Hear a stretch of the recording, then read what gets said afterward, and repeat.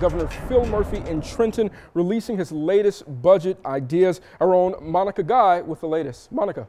Nate, Jersey politics are really getting scrappy as Governor Murphy has now threatened to veto a budget proposal put forth by members of his own political party. It's a political line in the sand that could lead to a government shutdown. And that's something the governor says he doesn't want to see happen. There are 12 days left to enact a responsible budget to move New Jersey forward. I remain committed to using every available minute to sit down with Senate President Sweeney, Speaker Coughlin, and their teams to hammer this out.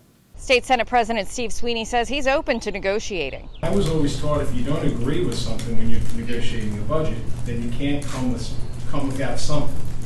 So we did. We came with a corporate business tax. And look, if I don't like your suggestion and you don't like mine, well then give me something back to negotiate on. If the dueling Democrats in the State House aren't able to make a deal, it would likely lead to the second government shutdown in as many years. Who could forget those pictures of Governor Christie on the beach last summer? When all of the state parks and beaches were closed, he was out sunning himself. And while it does remain to be seen if Governor Murphy would break out the sunscreen, there's one thing for certain. He says he won't agree to a budget unless he likes it. We are ending the practice perfected under Governor Christie of making numbers fit some personal narrative. I will not sign any budget based on numbers that I do not believe are sound and sustainable. Governor Murphy says the legislature's budget relies on one-shot revenue deals that are only temporary fixes and won't do anything to mend the real problems facing New Jersey.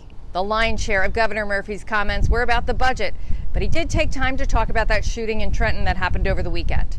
He also talked about a recent Star-Ledger article about his son and some recent trouble he's gotten into. Sadly, the Star-Ledger's editors have turned my son's youth into clickbait, and that is quite simply a disgrace.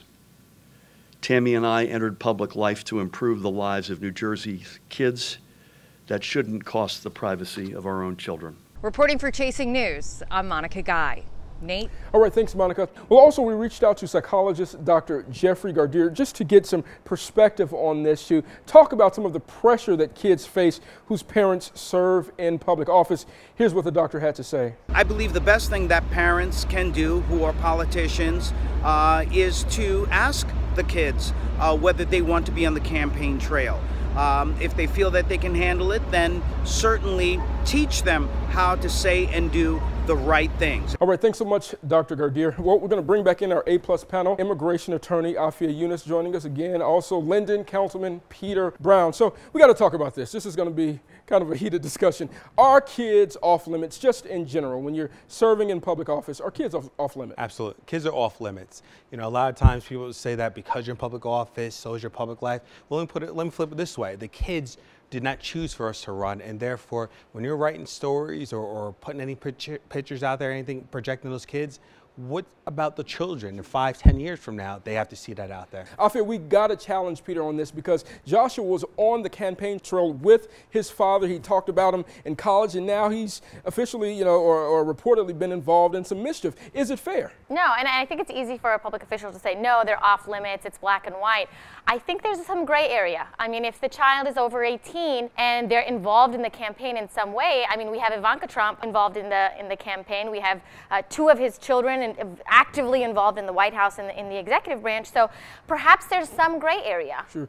Last but not least, Peter, 20. I mean, he's not the age of your children, but at 20, we all did kind of some mischievous things. What are the lessons here? Well, a couple lessons. One, I agree with the governor on this 100%. As a father, I want to protect my children. I understand he wants to protect his children. That's what we do as parents. And on the flip side, the funny thing is people blame government for not getting things done, but yet at the same time, they want to sit up there and focus on our children. Why don't you work with us to focus on the issues and not focus on our children? Let us raise our children, just like we expect you to raise yours. Well, thank you all so much for being here. It's a pleasure to see you on this side of the television. Again, we want to thank immigration attorney Afia Yunus and Linden Councilman Peter Brown.